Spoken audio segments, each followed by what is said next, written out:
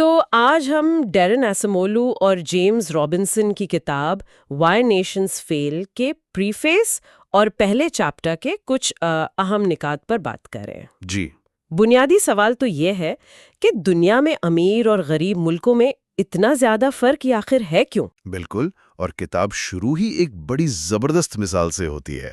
نوگالس شہر کی۔ ہاں، وہ مثال تو واقعی آنکھیں کھول دیتی ہے۔ ایک ہی شہر ہے جو امریکہ اور میکسیکو کے بارڈر پر ہے اور ایک باڑھ سے دو حصوں میں بٹا ہوا ہے۔ جی بالکل، ایک ہی شہر دو دنیا ہے۔ تو شمال میں نوگالس ایریزونا ہے، امریکہ کا حصہ۔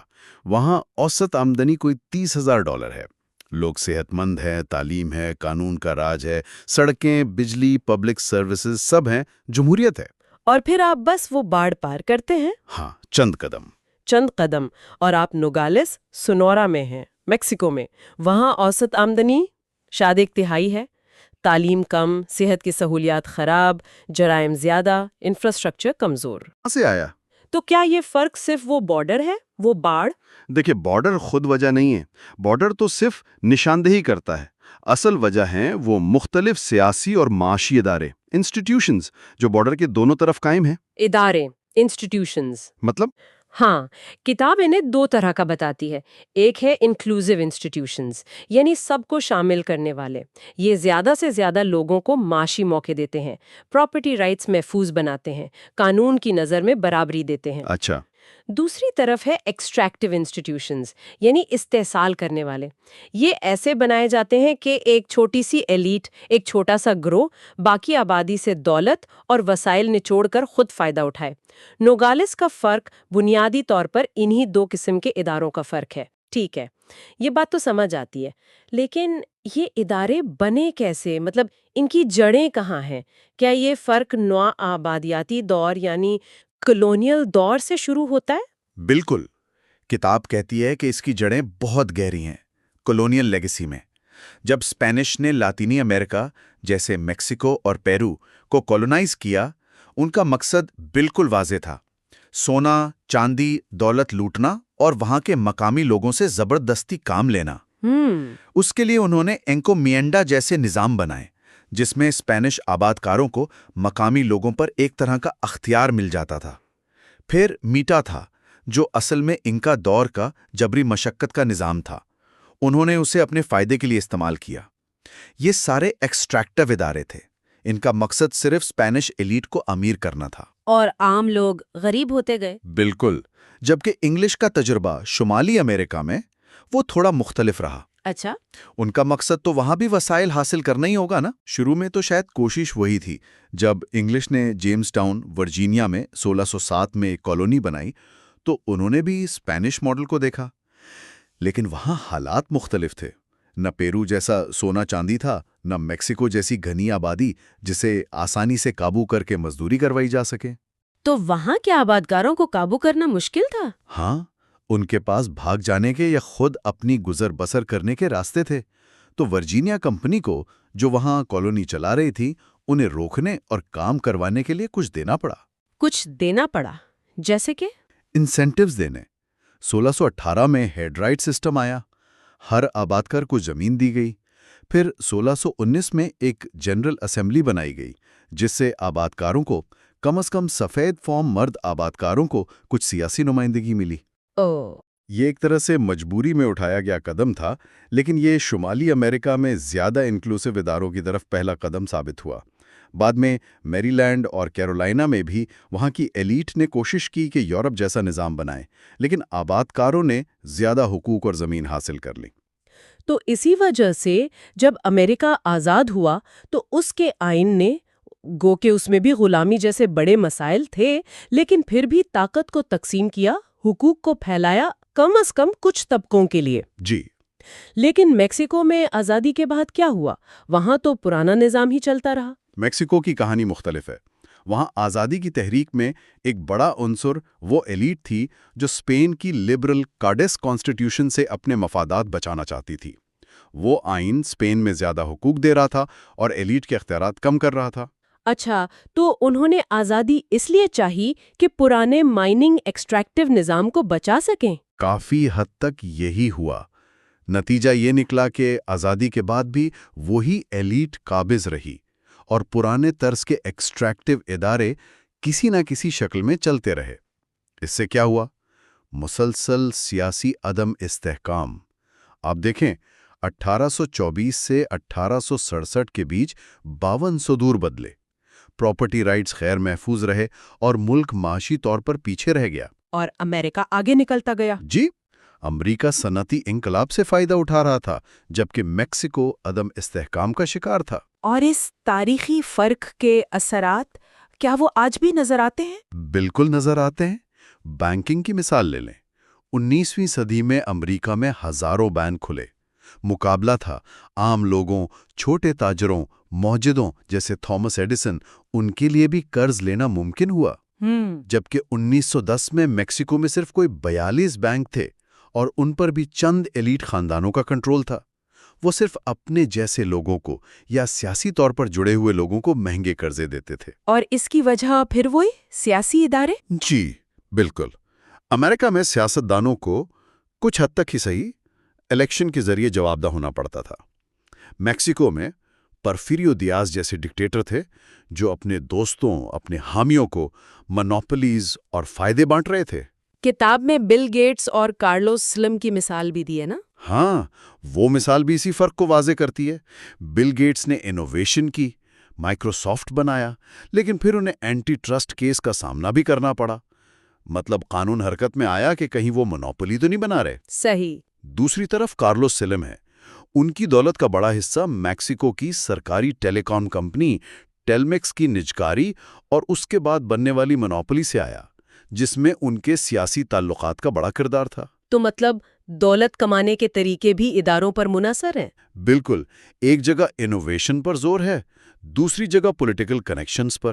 تو اس ساری بحث کا، اس کتاب کا مرکزی خیال پھر یہی ہوا کہ ملکوں کی ترقی یا غربت کا اصل فیصلہ کن عنصر ان کے سیاسی اور معاشی ادارے ہیں، جغرافیہ، کلچر یا لیڈرشپ اتنی اہم نہیں؟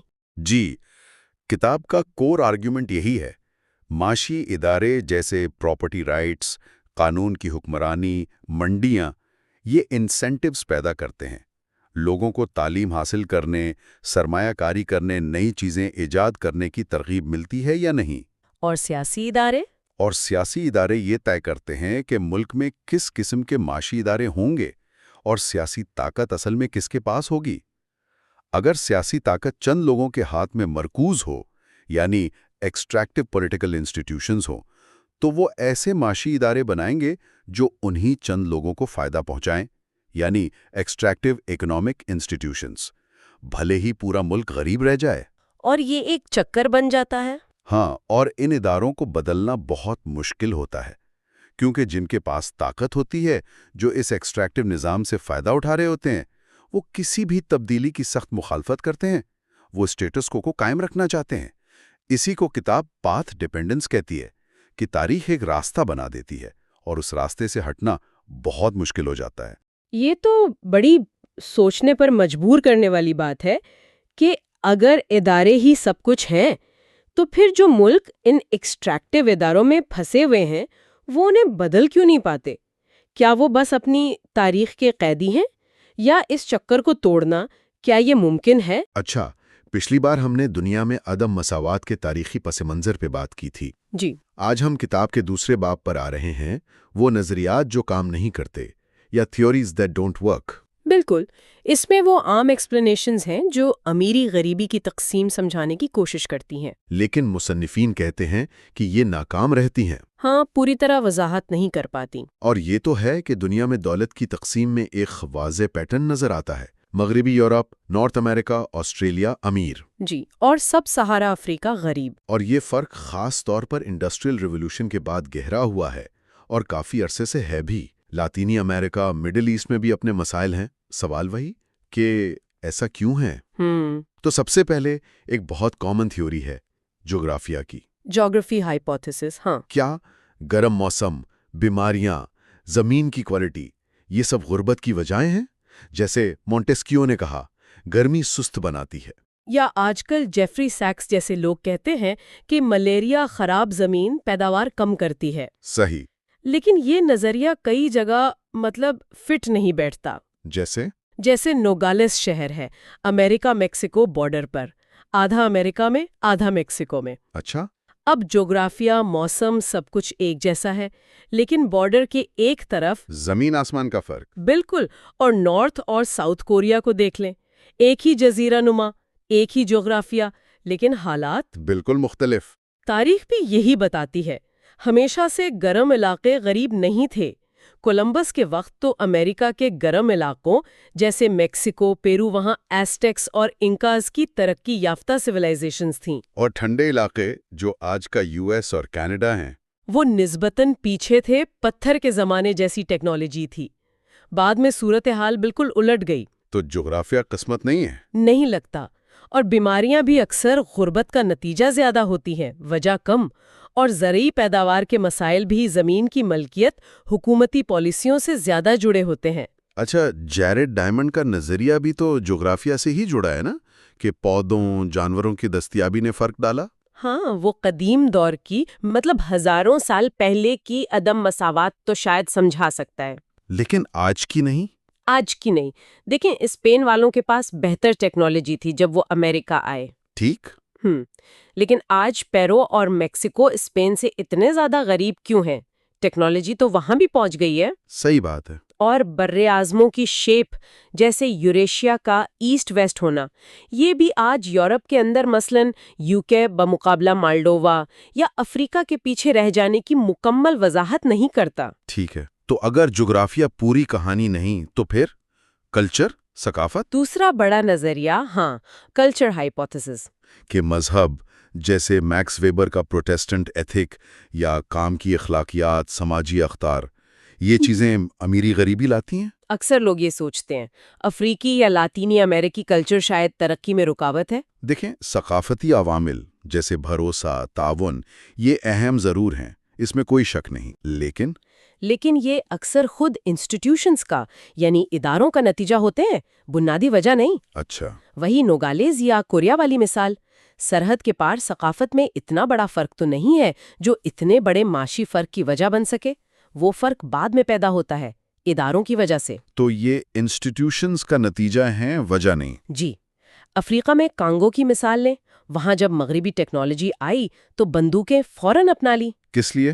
غلاموں کی تجارت کے لیے، لیکن ہل یعنی پلاؤ وہ نہیں اپنایا۔ کیوں؟ ثقافتی مسئلہ تھا؟ نہیں، ثقافتی مزاحمت نہیں تھی، مسئلہ تھا انسینٹیوز کا، مراعات کا۔ بادشاہ اور عوام دونوں کے لیے زرعی سرمایہ کاری محفوظ نہیں تھی، فائدہ مند نہیں تھی، غلاموں کی تجارت زیادہ پروفٹ دیتی تھی۔ اسی طرح پروٹیسٹنٹ ایتھک والی بات بھی، کیتھولک ممالک جیسے فرانس، اٹلی، وہ بھی تو امیر ہیں، اور مشرقی ایشیا کی کامیابی کا تعلق تو عیسائیت سے ہے ہی نہیں۔ اور مڈل ایسٹ کا کیا؟ اکثر کہا جاتا ہے اسلامی ثقافت۔ وہاں بھی مسئلہ زیادہ تر تاریخی اور ادارہ جاتی لگتا ہے۔ پہلے عثمانی سلطنت، پھر یورپی نوآبادیاتی نظام، انہوں نے ترقی کو روکا۔ اور تیل نہ ہو تو یہ ممالک غریب ہی ہیں۔ جب مصر نے محمد علی پاشا کے دور میں عثمانی اثر سے نکل کر اصلاحات کیں تو اس نے تیزی سے ترقی کی۔ تو مسئلہ مذہب سے زیادہ ان رولز اور سسٹمز کا لگتا ہے جن میں لوگ رہ رہے ہیں۔ چین کی مثال بھی تو ہے۔ بالکل، چین کی غربت ماؤ کی پالیسیوں کا نتیجہ تھی، اور پھر ڈینگ شاؤپنگ کی اصلاحات سے ترقی آئی۔ ثقافت تو وہی رہی، ادارے بدلے۔ ٹھیک ہے، تو جغرافی نہیں، ثقافت بھی پوری طرح نہیں، تو پھر تیسرا نظریہ، لا علمی، اگنورنس ہائپوتھیسس۔ کہ غریب ممالک اس لیے غریب ہیں کہ ان کے لیڈرز کو، پالیسی سازوں کو پتہ ہی نہیں کہ ملک کو امیر کیسے بنایا جائے۔ مطلب وہ انجانے میں غلط معاشی پالیسیاں اپناتے ہیں۔ جی، یہ نظریہ ہے، لیکن یہ بھی کمزور لگتا ہے۔ بہت۔ گھانا کی مثال لیں، نکروما کے دور میں کئی منصوبے ناکام ہوئے، ایک جوتوں کی فیکٹری تھی شاید۔ ایسا نہیں تھا کہ انہیں علم نہیں تھا، ان کے پاس تو نوبل انعام یافتہ آرتھر لوئس جیسے ایڈوائزر تھے۔ تو پھر کیوں کیے وہ منصوبے؟ کیونکہ وہ سیاسی طور پر ضروری تھے، اپنی پولیٹیکل سپورٹ خریدنے کے لیے۔ اچھا۔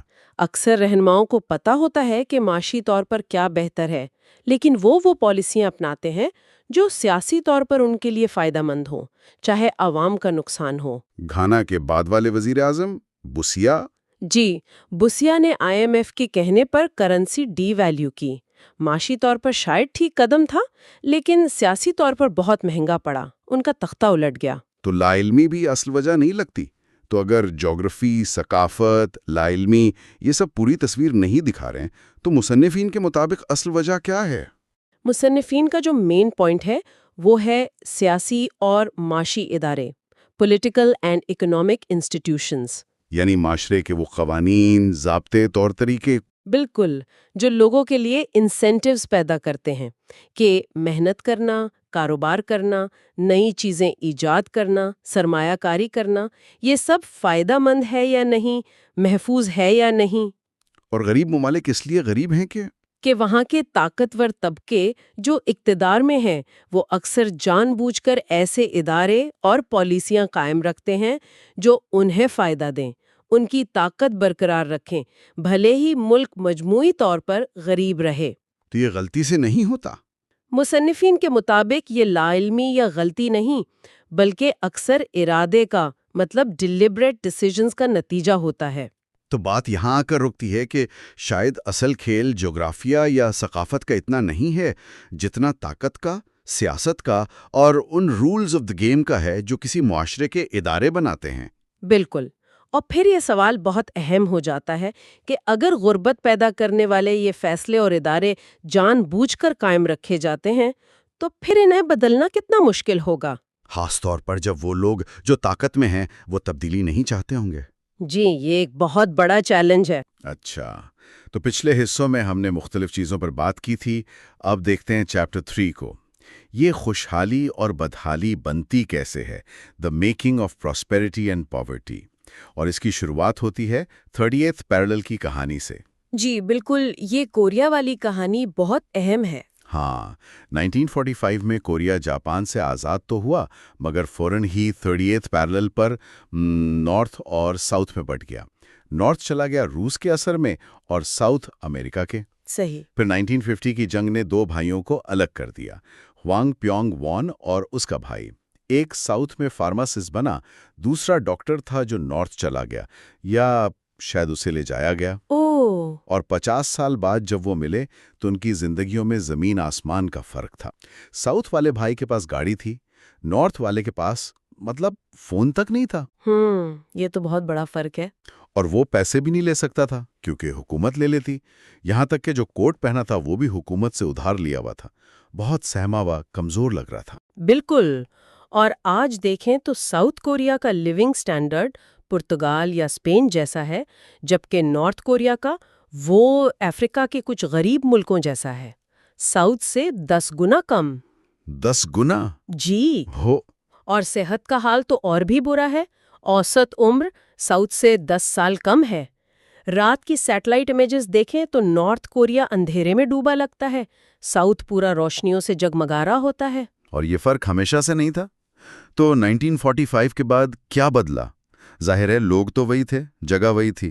بدلے ادارے، انسٹیٹیوشنز۔ ساؤتھ میں شروع میں آمرانہ حکومتیں تھیں، سنگمن ری، پھر جنرل پارک، لیکن معاشی ترقی، مارکیٹ اکانومی تھی، پرائیویٹ پراپرٹی تھی، اور ریاست نے معاشی ترقی میں مدد کی، خاص طور پر ایکسپورٹ اور ٹیکنالوجی لانے میں۔ اچھا۔ جی، جبکہ نارتھ میں کم il سنگ نے بالکل مختلف راستہ لیا، ایک سخت قسم کی سینٹرلی پلانڈ اکانومی، جسے وہ جوچے سسٹم کہتے تھے، خود انحصاری والا نظام۔ ہاں، سنائیں۔ پرائیویٹ پراپرٹی ختم، مارکیٹس ختم، سارا کنٹرول ریاست کا، فائدے صرف حکمران طبقے کو، اور یہ نظام جلد ہی ناکام ہو گیا۔ کیسے؟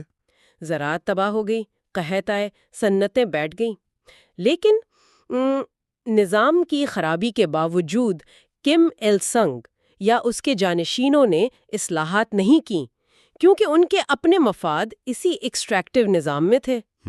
تو ساؤتھ میں اکنامک انسٹیٹیوشنز نے سرمایہ کاری، تجارت، تعلیم، ان سب کو فروغ دیا، کمپنیاں بھی آگے بڑھیں، پڑھی لکھی آبادی تھی، حکومت کی پالیسیاں تھیں، اور ساؤتھ کوریا دنیا کی تیزی سے ترقی کرنے والی معیشتوں میں شامل ہو گیا۔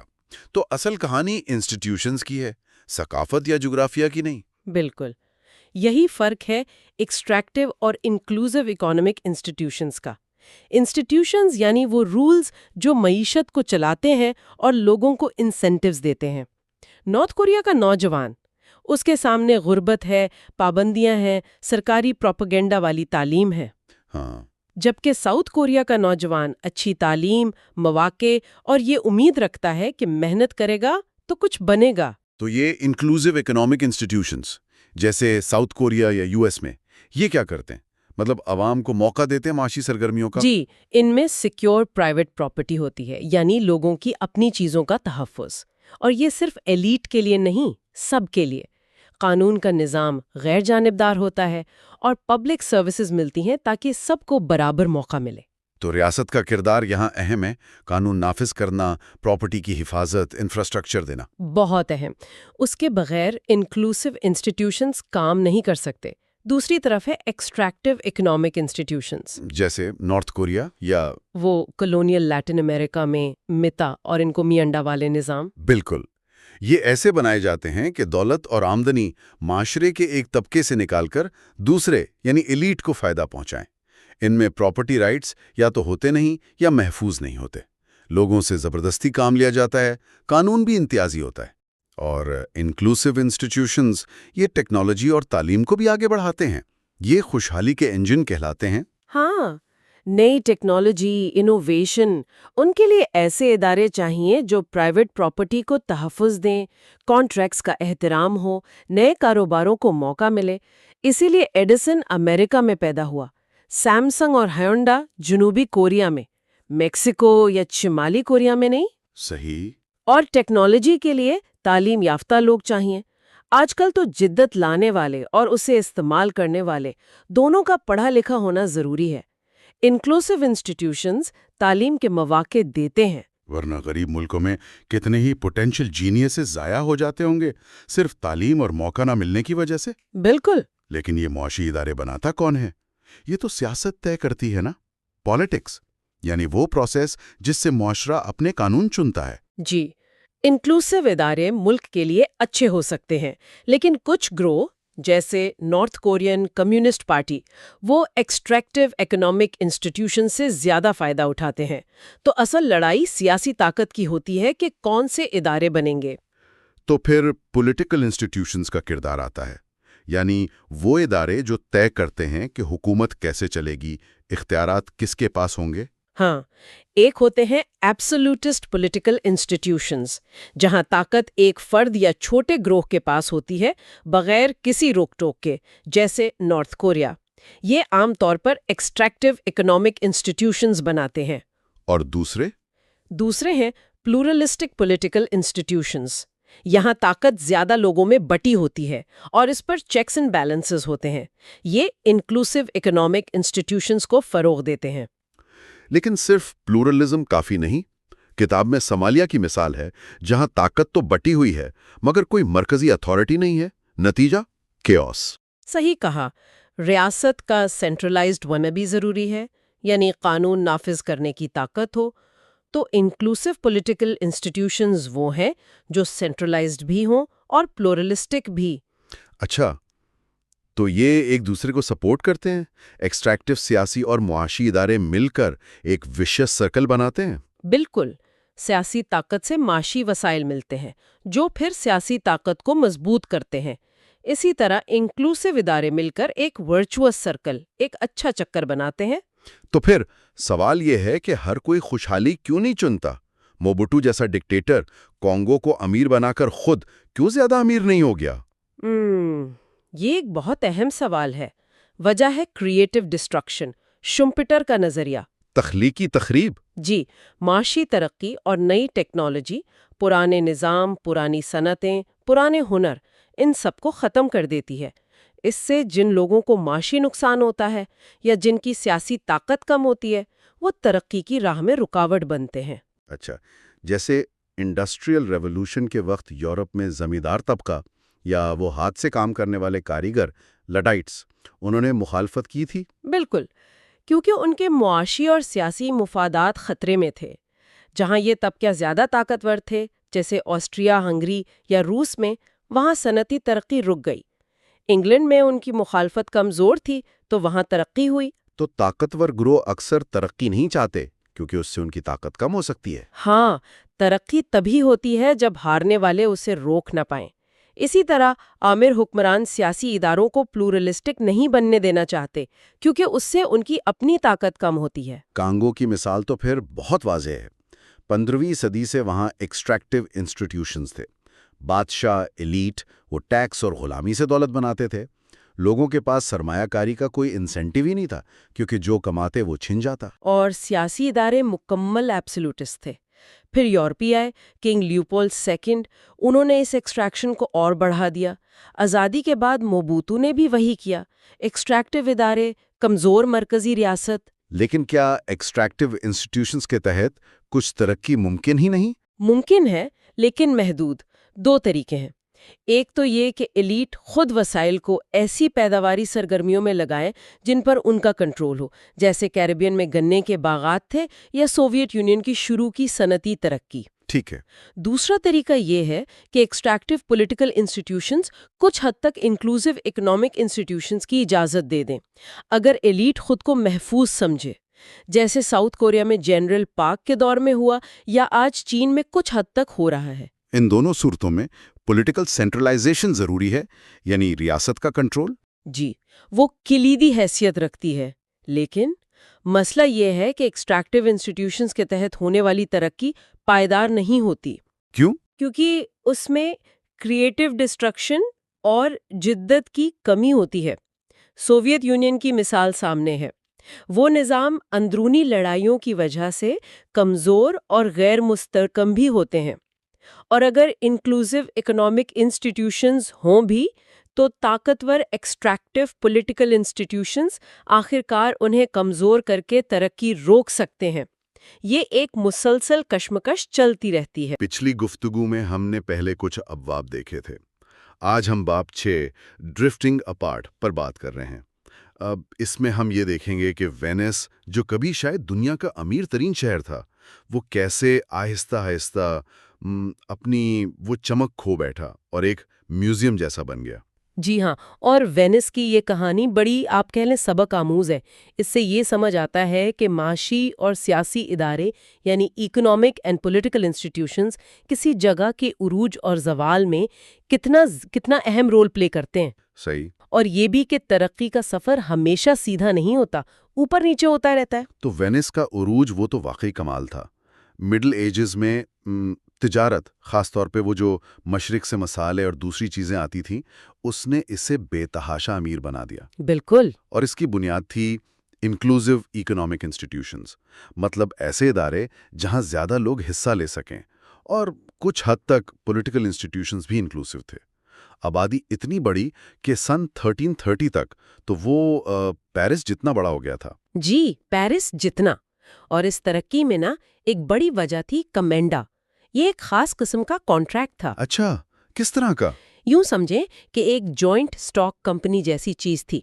ایک پارٹنر پیسہ لگاتا وینس میں رہ کر اور دوسرا سفر کرتا تھا تجارت کے لیے۔ اوہ، تو اس سے نئے لوگوں کو موقع ملا، مطلب جن کے پاس شروع میں زیادہ پیسہ نہیں تھا؟ بالکل، اس سے اپورڈ سوشل موبیلٹی ہوئی۔ نئے غیر امیر لوگوں کو بھی تجارت میں آگے بڑھنے کا چانس ملا۔ اور ہمیں پتہ کیسے چلتا ہے؟ سرکاری کاغذات میں نئے خاندانوں کے نام نظر آنے لگے تھے۔ یہ اس بات کا ثبوت ہے۔ زبردست۔ تو معاشی ترقی ہوئی اور اس نے پھر سیاسی نظام کو بھی زیادہ کھلا بنایا، یعنی پولیٹیکل سسٹم بھی اوپن ہوا۔ ہاں، ایسا ہی ہوا۔ وقت کے ساتھ ساتھ وینس کا جو حکمران تھا ڈوج، اس کی طاقت کم کی گئی، مختلف کونسلز بنی، اور پھر 1171 کے بعد گریٹ کونسل اصل سیاسی طاقت بن گئی۔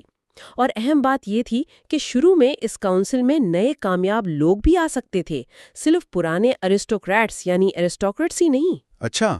اور ان سیاسی اصلاحات، پولیٹیکل ریفارمز کے بعد مزید انسٹیٹیوشنل انوویشنز آئیں، جیسے آزاد عدالتیں، نئے بزنس لاز، یہاں تک کہ ماڈرن بینکنگ کی شروعات بھی وینس سے جڑی ہے۔ ایسا لگ رہا تھا کہ وینس مکمل طور پر انکلوسیو انسٹیٹیوشنز کی طرف جا رہا ہے۔ لیکن پھر کچھ گڑبڑ ہوئی۔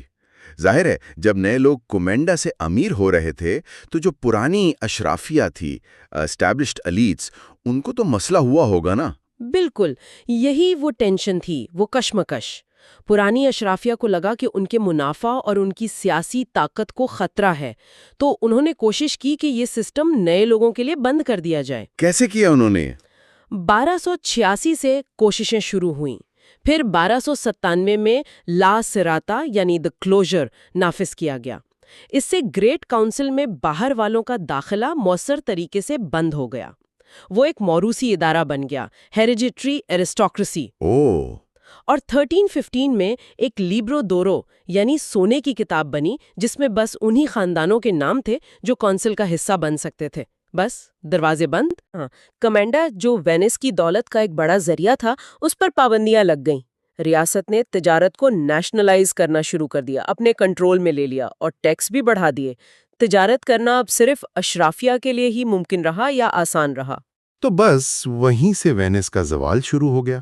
بالکل، یہ وینس کی خوشحالی کے خاتمے کا آغاز تھا۔ ادارے انکلوسیو سے ایکسٹریکٹیو بن گئے، مطلب اب وہ صرف ایک چھوٹے سے گروپ کو فائدہ پہنچا رہے تھے۔ معیشت سکڑنے لگی، آبادی کم ہوئی۔ آج وینس ایک خوبصورت تاریخی شہر تو ہے، لیکن معاشی طور پر زیادہ تر ٹورزم پر چلتا ہے۔ ایک معاشی پاور ہاؤس سے ایک میوزیم تک کا سفر؟ صحیح کہا۔ یہ دکھاتا ہے کہ انکلوسیو انسٹیٹیوشنز کو پلٹا بھی جا سکتا ہے۔ کامیابی خود ہی اشرافیہ کو ڈرا سکتی ہے کہ وہ سسٹم بند کر دیں۔ وینس کی یہ کہانی تو بہت کچھ سکھاتی ہے، لیکن کیا یہ منفرد ہے یا ایسی مثالیں اور بھی ہیں جیسے قدیم روم؟ ہاں، روم کی کہانی میں بھی کچھ ایسی ہی جھلکیاں ملتی ہیں۔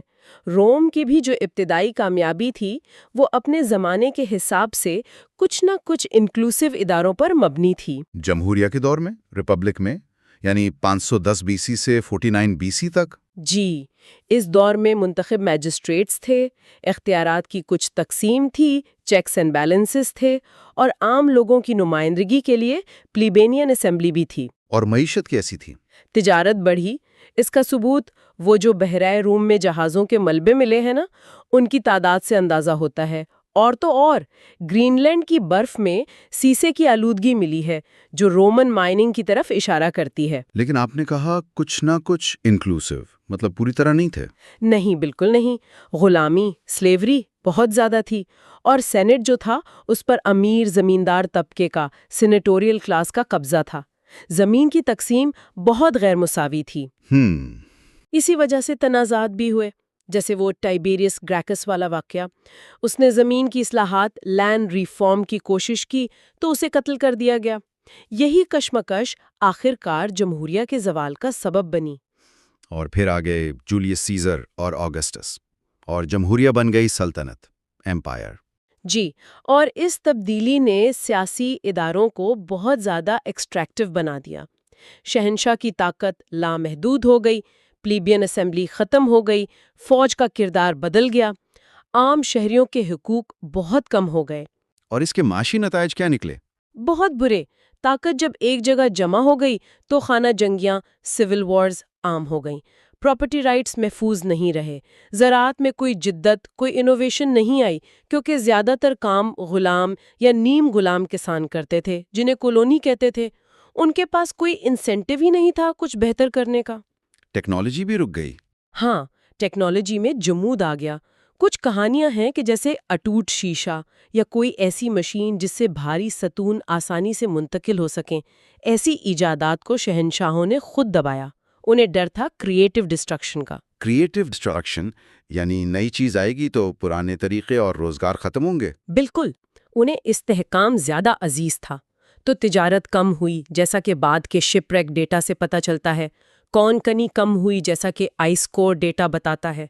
روم کی ترقی جو شروع میں کچھ انکلوسیو اداروں کی وجہ سے تھی، وہ سسٹینڈ نہیں تھی، پائیدار نہیں تھی، کیونکہ وہ مسلسل ٹیکنالوجیکل پروگریس پر مبنی نہیں تھی۔ تو وینس اور روم دونوں کی کہانیوں میں ایک کامن پیٹرن نظر آتا ہے؟ جی بالکل۔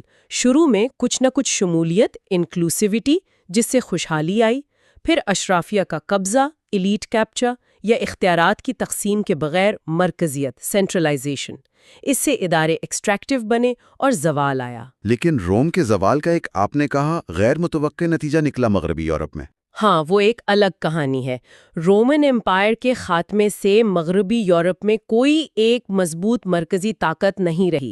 وہاں جاگیرداری، فیوڈلزم کا نظام بنا، غلامی ختم ہوئی اور بعد میں آزاد شہر ابھرے۔ اس نے یورپ کو ایک بالکل مختلف راستے پر ڈال دیا۔ یہ واقعی بہت دلچسپ نکتہ ہے کہ کیسے بڑے تاریخی واقعات، جنہیں ہم کرٹیکل جنکچرز کہہ سکتے ہیں، جیسے سلطنتوں کا خاتمہ، مختلف علاقوں کو بالکل الگ الگ راہوں پر ڈال دیتے ہیں۔ اور مغربی یورپ کا یہ راستہ، خاص طور پر انگلینڈ میں، آگے چل کر بلیک ڈیتھ یا اٹلانٹک ٹریڈ جیسے واقعات سے کیسے جڑا، یہ یقیناً آگے دیکھنے والی بات ہے۔ تو پچھلی بار ہم نے چیپٹر 7 تک بات کی تھی، آج چیپٹر 8 کو دیکھتے ہیں، not on our turf, barriers to development. اس میں سب سے پہلے تو وہ یوہانس گٹنبرگ کی پرنٹنگ پریس والی بات بڑی دلچسپ ہے۔ جی بالکل، 1445 میں جرمنی میں یہ انوینشن ہوئی اور پھر تو مطلب دیکھتے ہی دیکھتے پورے یورپ میں پھیل گئی۔ ہاں، Strasbourg, Italy, London, Oxford, even Eastern Europe تک چلی گئی۔ اس سے کتابیں عام ہوئیں اور ظاہر ہے لٹریسی یعنی خواندگی وہ بھی بڑھی۔ بالکل، یہ یورپ میں تو جیسے ایک انقلاب تھا، لیکن فیسینیٹنگ بات یہ ہے کہ ہر جگہ اس کا ویلکم اس طرح نہیں ہوا۔ اچھا، کہاں نہیں ہوا؟ آٹومن امپائر میں دیکھیں، وہاں سلطان بایزد II نے 1485 میں اور پھر سلطان سلیم I نے 1515 میں باقاعدہ آرڈرز دیے کہ مسلمان عربک اسکرپٹ میں پرنٹنگ نہیں کر سکتے۔ اوہ، پابندی لگا دی۔ جی، پابندی۔ اور پھر کافی عرصے بعد 1727 میں جا کر سلطان احمد III نے ابراہیم متفریقہ کو اجازت دی، مگر وہ بھی بڑی سخت کنڈیشنز کے ساتھ۔ کیا کنڈیشنز تھیں؟ ایک پینل تھا قادس کا، یعنی علماء اور قاضیوں کا، جو ہر کتاب کو چھپنے سے پہلے اپروو کرتا تھا۔ بہت کنٹرول تھا۔ تو پھر نتیجہ کیا نکلا اس سب کا، اتنی سختی کے بعد؟ نتیجہ یہ کہ متفریقہ نے 1729 سے 1743 تک، یہ تقریباً 14 سال بنتے ہیں، صرف 17 کتابیں چھاپیں۔ بس 17؟ اتنے عرصے میں؟ یہ تو نہ ہونے کے برابر ہے۔ بالکل۔ اور مصر میں، ایجپٹ میں پہلی پریس تو نیپولین کے ساتھ آئی 1798 میں، مطلب 19 سینچری تک زیادہ تر کام وہاں ہاتھ سے ہی ہو رہا تھا، جو کاتب ہوتے تھے۔ اس کا مطلب ہے کہ 1800 میں آٹومن امپائر میں لٹریسی ریٹ شاید بہت کم ہوگا۔ ہاں، بہت کم، صرف 2 سے 3% تھا، جبکہ اسی ٹائم میں انگلینڈ میں 60% مرد اور 40% خواتین لٹریٹ تھے۔ واو، زمین آسمان کا فرق ہے یہ تو۔ اور اس کی وجہ وہی ایبسولوٹسٹ سسٹم، یعنی مطلق العنان بادشاہت۔ سلطانز کو ڈر تھا۔ کس چیز کا ڈر؟ ڈر یہ کہ کتابوں سے، پرنٹنگ سے نئے آئیڈیاز پھیلیں گے، لوگ سوال اٹھانا شروع کر دیں گے، کنٹرول سے باہر ہو جائیں گے، سٹیٹس کو چیلنج ملے گا۔ سمجھ گئی۔ اور جو ایلیٹس تھے، جن کے پاس نالج کا کنٹرول تھا، ان کی پاور کم ہو جاتی۔ ایگزیکٹلی، یہ وہی چیز ہے جسے کریٹو ڈسٹرکشن کہتے ہیں، کہ نئی چیز پرانی چیزوں کو، پرانی جابز کو، پرانی پاور سٹرکچرز کو ختم کر دیتی ہے۔ اسی خوف سے انہوں نے پرنٹنگ کو روکا۔ اور یہی پیٹرن، یہ سوچ ہمیں پھر انڈسٹریل ریولیوشن کے ٹائم پہ بھی نظر آتی ہے نا؟ بالکل، انگلینڈ نے انڈسٹری کو انکریج کیا، جبکہ آٹومن امپائر، چائنا وغیرہ نے یا تو روکا یا مطلب کچھ کیا ہی نہیں اس طرف۔ اسپین کی ایگزامپل بھی ایسی ہی ہے، وہاں ایبسولوٹزم اور مضبوط ہو گیا تھا انگلینڈ کے مقابلے میں۔ جی ہاں، ان کی جو کوٹیز تھی، پارلیمنٹ سمجھ لیں، وہ کمزور تھی۔ بادشاہت کو امریکہ سے جو چاندی آ رہی تھی، اس سے بڑی طاقت ملی۔ اور اکانومی کا کیا ہوا؟ اکانومی نیچے چلی گئی، پراپرٹی رائٹس محفوظ نہیں تھے لوگوں کے، اور ٹریڈ پر سیول کی جو گلڈ تھی، یعنی تنظیم، ان کا قبضہ تھا، مونوپلی تھی۔ تو اس ایبسولوٹزم کی وجہ سے اسپین وہ انڈسٹریل ڈیولپمنٹ کا فائدہ نہیں اٹھا سکا۔ اور آسٹریا، ہنگری اور رشیا میں تو حد ہو گئی، وہاں کے حکمرانوں نے باقاعدہ روکا انڈسٹری کو اور ریلویز کو بھی روکا۔ کیوں بلا؟ فرانسس I جو تھے آسٹریا ہنگری کے، انہوں نے تو صاف کہا، مجھے اسکالرز نہیں چاہیے، مجھے اچھے سٹیزنز چاہیے۔ انہوں نے فیکٹریز، خاص طور پر وینا میں، اور ریلویز کی مخالفت کی، کہتے تھے اس سے انقلاب ملک میں نہ آ جائے۔ ریلویز سے انقلاب، یہ تو بڑی عجیب سوچ ہے۔ عجیب ہے، لیکن ان کے لیے پولیٹیکل کنٹرول سب سے امپورٹنٹ تھا۔ رشیا میں بھی زار نکلس I اور ان کے فائنانس منسٹر کانکرین انڈسٹری کو خطرہ سمجھتے تھے۔ ان کو کیا ڈر تھا؟ نکلس کہتے تھے کہ مزدوروں کا ہجوم جو فیکٹریز میں اکٹھا ہوتا ہے، وہ خطرناک ہو سکتا ہے، اور کانکرین نے ریلویز کو کہا کہ یہ غیر ضروری سفر کی حوصلہ افزائی کرتی ہیں. سوچ رہے ہیں؟ ہاں، یعنی لوگوں کا ملنا جلنا، ادھر ادھر جانا بھی پسند نہیں تھا ان کو. ماسکو میں فیکٹریز کھولنے پر بھی پابندیاں تھیں. پابندیاں تھیں. یہ سب وہی کریٹو ڈسٹرکشن کا خوف تھا کہ اکنامک چینج سے پولیٹیکل پاور ان لوگوں کے ہاتھ سے نکل جائے گی جو سسٹم کو چلا رہے تھے، جو ٹریڈیشنل ایلیٹس تھے. چائنا میں بھی شاید کچھ ایسا ہی ہوا، منگ اور کنگ ڈائنیسٹیز. بالکل، وہاں بھی انٹرنیشنل ٹریڈ پر پابندیاں لگائیں. ایڈمرل زینگ ہی کے اتنے مشہور سفر ہوئے تھے سمندری، لیکن بعد میں ان کو بھی روک دیا گیا. وہی ڈر کہ باہر کی دنیا سے کانٹیکٹ اور ٹریڈ ان کی پاور کے لیے خطرہ نہ بن جائے. تو ایک طرف تو یہ ایبسولوٹزم ہو گیا جو روک رہا تھا ترقی کو، لیکن کیا صرف یہی وجہ تھی یا کوئی اور بھی بیریئر تھا؟ نہیں، صرف یہ نہیں تھا. ایک اور بڑی رکاوٹ تھی پولیٹیکل سینٹرلائزیشن کی کمی، یعنی ایک مضبوط مرکزی حکومت کا نہ ہونا. جیسے صومالیہ کی مثال دی گئی ہے. صومالیہ، وہاں کیا تھا؟ وہاں اسٹیٹ یعنی ریاست کا وجود ہی بہت کمزور تھا.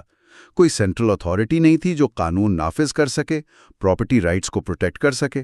وہاں تو کلینس، قبیلے اور وہ دیا پیئنگ گروپس تھے. دیا پیئنگ گروپس یہ کیا ہے؟ یہ وہ فیملی یا ٹرائبل یونٹس تھے جو خون بہا وغیرہ ادا کرنے کے ذمہ دار ہوتے تھے. مطلب سوسائٹی بھٹی ہوئی تھی چھوٹے چھوٹے گروپس میں، اور ان میں مسلسل کانفلکٹس رہتے تھے. اچھا، تو ایسے ماحول میں تو انویسٹمنٹ کا یا نئی ٹیکنالوجی لانے کا کوئی سوچ بھی نہیں سکتا؟ بالکل نہیں. وہاں تو اگر کوئی کوشش کرتا بھی اسٹیٹ کو سینٹرلائز کرنے کی تو اس کی بھی مخالفت ہوتی تھی. ہر گروپ کو ڈر تھا کہ دوسرا گروپ ان پر حاوی نہ ہو جائے، ان کی طاقت نہ چھین لے. تو اس لیے وہاں انڈسٹریل ریولوشن یا اس جیسی کسی بڑی اکنامک چینج کا فائدہ اٹھانا پاسبل ہی نہیں تھا؟ ہاں، بالکل ممکن نہیں تھا ایسے حالات میں. ہم نے پچھلے چیپٹرز ڈسکس کیے ہیں اور آج ہم چیپٹر 12 دی ویشس سرکل کو دیکھ رہے ہیں.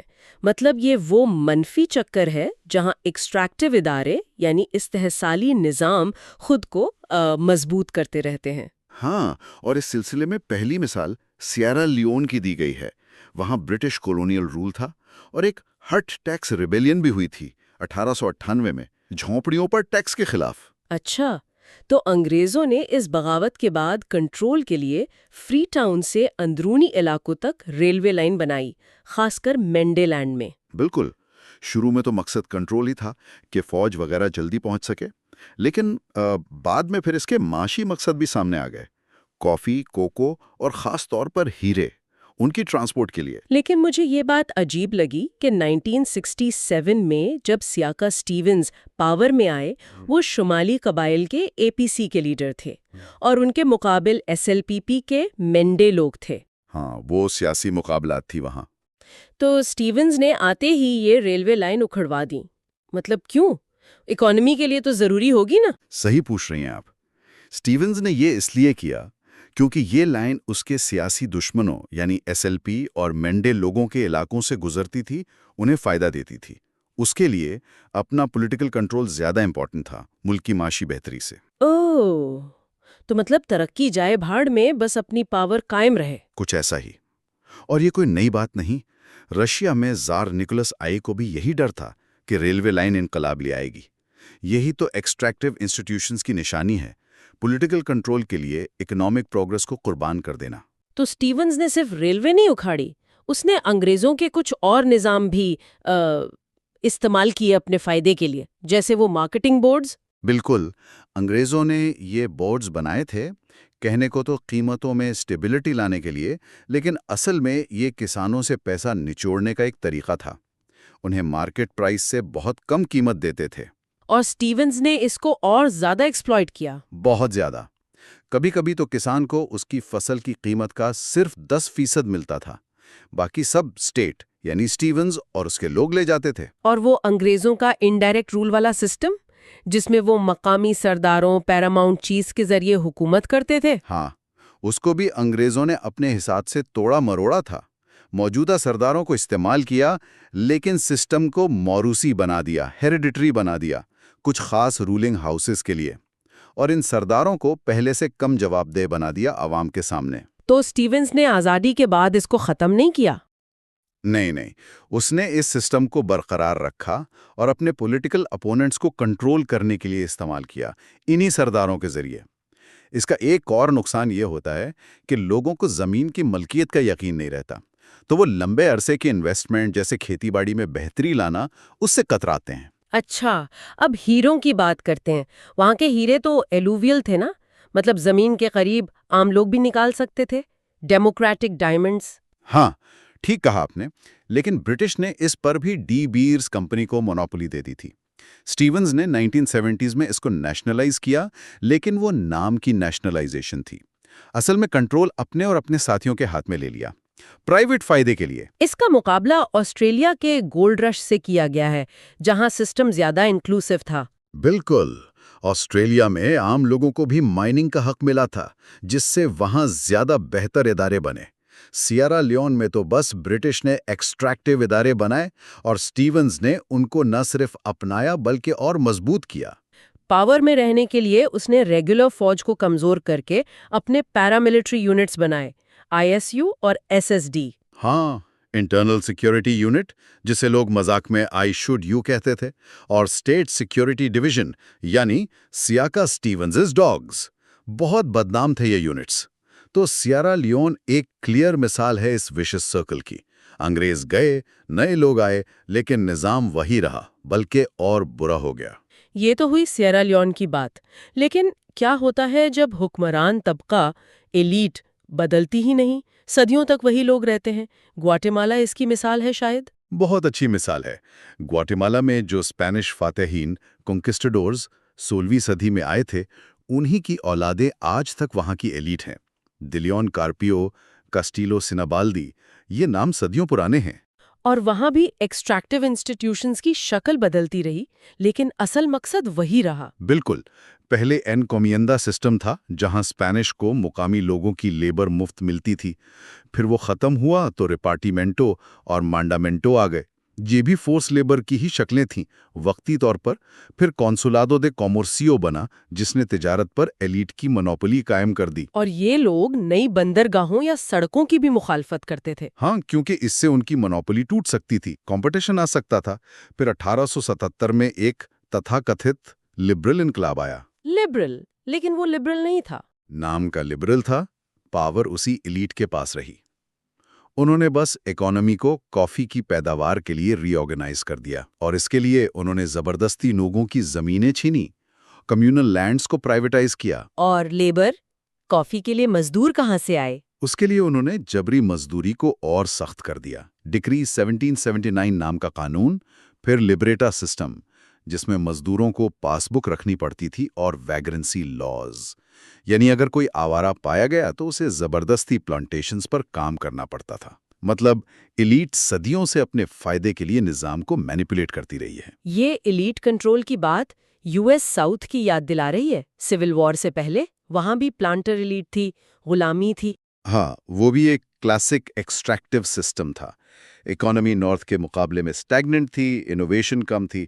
پھر سول وار ہوئی، بہت بڑا جھٹکا تھا سسٹم کے لیے۔ غلامی ختم ہوئی، افریقن امریکن مردوں کو ووٹ کا حق ملا۔ تھیوریٹیکلی اس سے تبدیلی آنی چاہیے تھی، لیکن ایسا ہوا نہیں۔ پلانٹر ایلیٹ نے پاور برقرار رکھی۔ زیادہ تر انہوں نے اپنی زمین نہیں کھوئی۔ وہ جو 40 ایکرز اینڈ اے میول کا وعدہ تھا، وہ کبھی پورا نہیں کیا گیا، اور سیاسی طاقت بھی آہستہ آہستہ واپس لے لی۔ اور پھر جم کرو کا دور شروع ہو گیا۔ ایگزیکٹلی، ایکسٹریکٹیو سسٹم نے اپنی شکل بدل لی۔ غلامی کے جگہ جم کرو لاز آ گئے، پہلے بلیک کوڈز آئے، آوارہ گردی کے قانون، لیبر کانٹریکٹس توڑنے پر سزا۔ یہ سب اصل میں سیاہ فام لوگوں کو کنٹرول کرنے کے لیے تھے۔ پھر ریڈیمر حکومتیں آئیں۔ ہاں، جنہوں نے ووٹ کا حق ایفیکٹولی ختم کر دیا، پول ٹیکس لگا دیا، لٹریسی ٹیسٹ شروع کر دیے۔ پھر پلیسی وی فرگسن سپریم کورٹ کیس نے سیپریٹ بٹ ایکول ڈاکٹرن کے تحت سیگریگیشن کو لیگل بنا دیا۔ الگ سکول، الگ ٹرین کارڈز، سب کچھ الگ۔ اور اس سب کے پیچھے تشدد کا بھی ہاتھ تھا، کوکلکس کلان وغیرہ۔ بالکل، تشدد اس نظام کو قائم رکھنے کا ایک اہم حصہ تھا۔ تو آپ دیکھیں، سول وار جیسے اتنے بڑے ایونٹ کے بعد بھی وہ وشس سر پر ٹوٹا نہیں۔ ایلیٹ نے ایکسپلائٹیشن کا طریقہ بدل لیا، لیکن مقصد وہی رہا، سستی لیبر اور اپنا کنٹرول۔ سدرن اکانومی میں اصل بہتری پھر سول رائٹس موومنٹ کے بعد ہی آئی۔ ہاں، جب یہ جم کرو کا نظام ٹوٹنا شروع ہوا، تبھی وہاں اکنامک پروگریس تیزی سے ہوئی۔ یہ وشس سرکل کی آپ کہہ لیں فلیکسیبلٹی یا ریزیلینس کو دکھاتا ہے۔ اس سے ایک اور کانسیپٹ ذہن میں آتا ہے، آئرن لا آف اولیگارکی، کہ جو لوگ پرانے حکمرانوں کو ہٹاتے ہیں وہ اکثر خود ویسا ہی نظام قائم کر لیتے ہیں۔ صحیح کہا، یہ جرمن سوشیولوجسٹ رابرٹ مچلز کا آئیڈیا ہے، اور اس کی ایک بڑی مثال ایتھوپیا ہے۔ وہاں ایمپرر ہیل سیلیسی کا نظام تھا جو بہت ایکسٹریکٹیو تھا۔ پھر 1974 میں میجر مینگسٹو کی لیڈرشپ میں ایک مارکسسٹ گروپ ڈرگ نے انقلاب برپا کیا۔ شروع میں تو انقلابی باتیں ہوں گی۔ ہاں، شروع میں تو بڑے آئیڈیلز تھے، لیکن بہت جلد مینگسٹو نے ایمپرر جیسا ہی سٹیٹس، ویسی ہی محلات، وہی عیش و عشرت اور زبردست قسم کا ظلم و ستم شروع کر دیا۔ اس نے تو 1980s کے قحط کو بھی اپنے سیاسی دشمنوں کو کچلنے کے لیے استعمال کیا۔ مطلب سلاسی سے بھی برا؟ کئی لحاظ سے ہاں۔ تو سوال اٹھتا ہے کہ ایسا ہوتا کیوں ہے؟ کیوں نئے لوگ بھی اسی چکر میں پھنس جاتے ہیں؟ کیا وجہ ہو سکتی ہے؟ شاید پہلے سے موجود ادارے اتنے مضبوط ہوتے ہیں؟ یہ ایک بڑی وجہ ہے۔ ایکسٹریکٹیو انسٹیٹیوشنز پہلے سے اتنے انٹرنچڈ ہوتے ہیں کہ انہیں ختم کرنا مشکل ہوتا ہے۔ پھر اکثر انقلاب ایک چھوٹا گروپ یا نیرو کوalition لے کر آتا ہے۔ ان کے پاس اتنی طاقت نہیں ہوتی کہ پورا سسٹم بدل دیں۔ چیکس اینڈ بیلنسز کی کمی؟ بالکل، کوئی روکنے والا نہیں ہوتا۔ ایک مضبوط مڈل کلاس یا بزنس کمیونٹی بھی نہیں ہوتی جو تبدیلی کا مطالبہ کرے اور اسے سپورٹ کرے۔ اور اسٹیٹ پر قبضہ کرنے کے فائدے اتنے زیادہ ہوتے ہیں، مطلب اتنی دولت اور پاور ملتی ہے کہ یہ چیزیں بہت روتھلیس قسم کے لیڈرز کو اٹریکٹ کرتی ہیں۔ اس کا مقابلہ شاید انگلینڈ کے گلوریس ریولوشن یا فرینچ ریولوشن سے کر سکتے ہیں۔ وہاں کیا فرق تھا؟ ہاں، وہاں سچویشن مختلف تھی۔ وہاں زیادہ وسیع کولیشن تھی، نئے گروپس جیسے مرچنٹس تھے جو تبدیلی چاہتے تھے، اور ان کے پاس طاقت بھی تھی، اور کچھ حد تک پہلے سے ایسے ادارے بھی تھے جیسے پارلیمنٹ جن پر نیا زیادہ انکلوزیو نظام بنایا جا سکتا تھا۔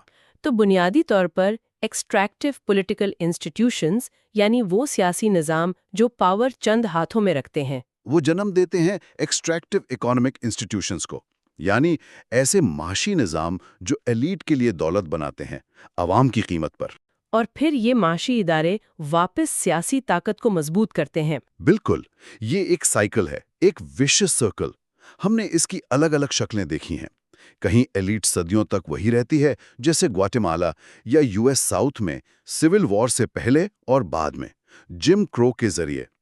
کہیں آئرن لا آف اولیگارکی کام کرتا ہے، جیسے سیئرا لیون یا ایتھیوپیا میں، جہاں نئے لوگ پرانا سسٹم ہی چلاتے ہیں۔ لیکن اس کا ایک اور پہلو بھی ہے۔ ہاں، اور وہ یہ ہے کہ یہ ایکسٹریکٹیو ادارے صرف سٹیگنیشن نہیں لاتے، بلکہ یہ اکثر شدید قسم کی اندرونی لڑائی اور سول وار کا بھی سبب بنتے ہیں، کیونکہ جب اسٹیٹ پر قبضہ کرنے کا انعام اتنا بڑا ہو تو پھر مختلف گروپس اس کے لیے لڑتے ہیں۔ مایا سویلائزیشن کے خاتمے سے لے کر روم کے تنازل اور آج کے افریقہ میں کئی جگہوں پر ہم یہ پیٹرن دیکھتے ہیں۔ بے لگام طاقت اور یہ جو وشس سرکلز ہیں، ان کے نتائج خیر بہت تباہ کن ہو سکتے ہیں۔ پچھلے ڈسکشنز میں ہم نے دیکھا تھا کہ قومیں تاریخ میں کیوں ترقی کرتی ہیں یا ناکام ہوتی ہیں۔ اب چیپٹر 13 وائی نیشنز فیل ٹوڈے پر آتے ہیں۔ آج کل کے دور میں قوموں کی ناکامی کی وجہ کیا ہے؟ سورسز بتاتے ہیں وجہ اب بھی وہی ہے، ایکسٹریکٹیو انسٹیٹیوشنز، یعنی ایسے ادارے جو صرف چند لوگوں کو فائدہ دیتے ہیں اور اکثر لوگوں کو نقصان ہوتا ہے۔ زمبابوے سے شروع کرتے ہیں۔ ایک بڑا عجیب سا واقعہ ہے وہاں کا۔ 2000 میں پریزیڈنٹ مگابے نے قومی لاٹری جیت لی۔ 100,000 زمبابوے ڈالرز کا انعام تھا۔ ہاں، جو اس وقت وہاں کی ایوریج سالانہ آمدنی سے 5 گنا زیادہ تھا۔ ایگزیکٹلی۔ تو یہ صرف قسمت تھی یا کرپشن سے بڑھ کر کچھ اور؟ یہ سسٹم کے بارے میں کیا بتاتا ہے؟ دیکھیں، یہ واقعہ صرف ایک آئسولیٹڈ انسیڈنٹ نہیں تھا۔ یہ اس وقت کے زمبابوے کے ایکسٹریکٹیو انسٹیٹیوشنز کا آپ کہہ لیں ایک بہت واضح اشارہ تھا۔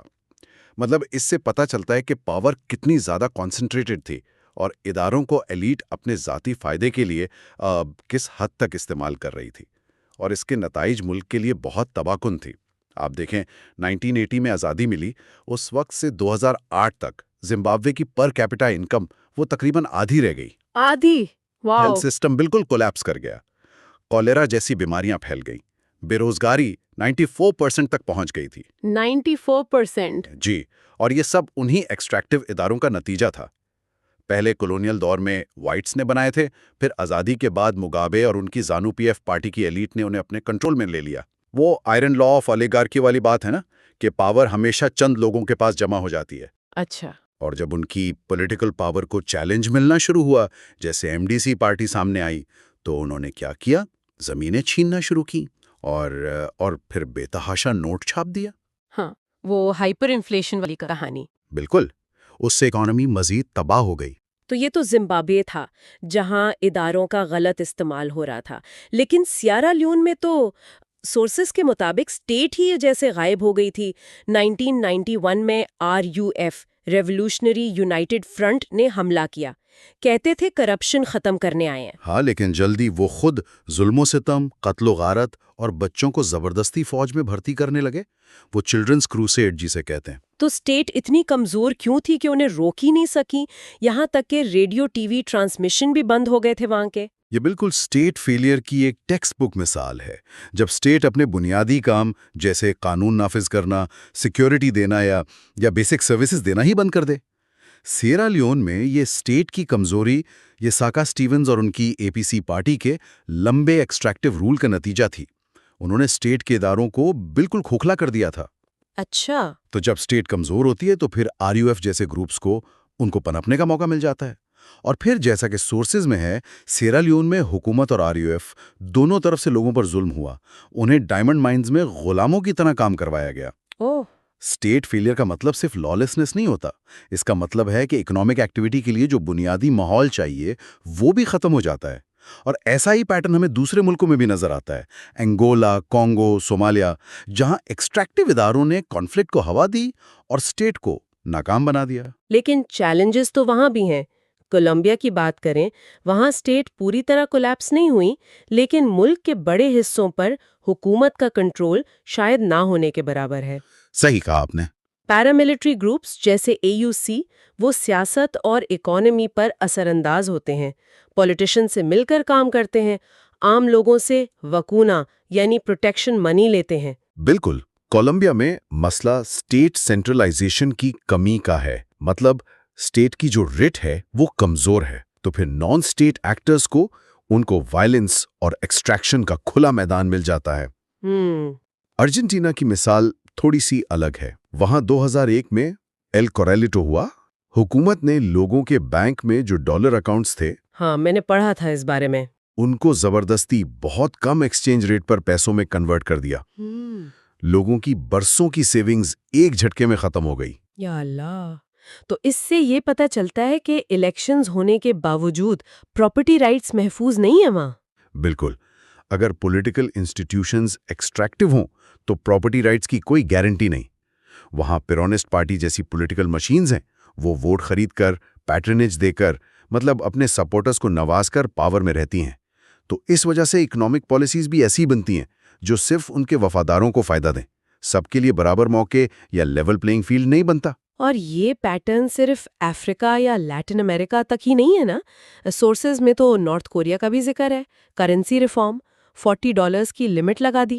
ہاں، اس کا مقصد تھا لوگوں کی پرائیویٹ ویلتھ کو ختم کرنا۔ پھر ازبیکستان میں پریزیڈنٹ کریموو کے دور میں کنگ کاٹن پالیسی، بچوں سے زبردستی کپاس چنوائی جاتی تھی۔ جی ہاں، اور اس کا سارا فائدہ صرف ایلیٹ کو ہوتا تھا۔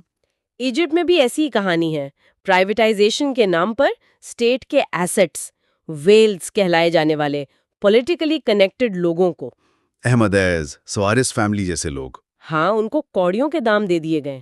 تو ان تمام مثالوں سے چاہے وہ زمبابوے ہو، Sierra Leone, Colombia, Argentina, North Korea, Uzbekistan یا ایجپٹ، ایک بات بالکل صاف نظر آتی ہے۔ ملکوں کی ناکامی کی وجہ ان کی جغرافی نہیں ہے، کلچر نہیں ہے، لوگوں کی سستی نہیں ہے، وجہ ہے ان کے ایکسٹریکٹیو پولیٹیکل اور اکنامک انسٹیٹیوشنز۔